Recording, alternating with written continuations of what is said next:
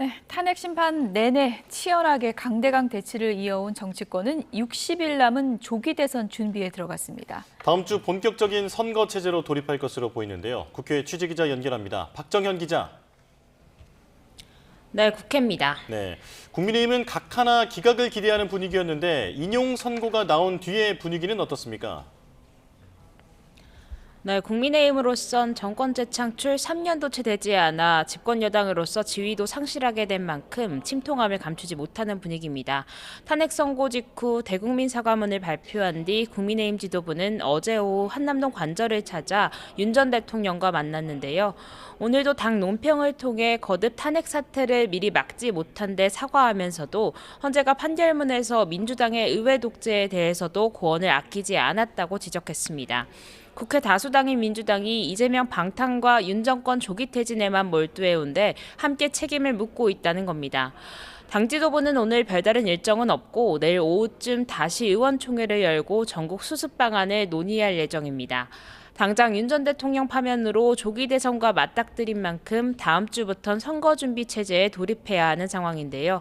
내일 의총에선 대선 준비 일정이 논의될 거로 보이는데 실무 차원에선 이르면 다음 주 월요일 열리는 비대위 회의에서 당 선관위 구성을 의결할 가능성도 검토됩니다. 보수 잠룡들도 조금씩 움직이고 있는데 홍준표 대구시장은 SNS에 글을 올려 추후의 시간은 하루면 족하다며 다음 주부턴 본격적인 대선 준비에 돌입하겠다는 뜻을 밝혔고 이철우 경북도지사도 무너지는 나라를 보고만 있을 순 없다며 출마 가능성을 열어뒀습니다.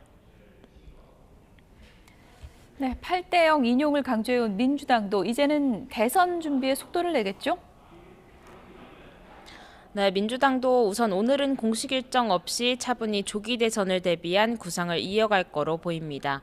민주당으로선 8대0 전원일치 인용 선고라는 최상의 시나리오로 조기 대선 국면에 들어가게 된 셈인데 대통령 파면이라는 엄중한 상황인 만큼 표정 관리에 들어간 모습입니다.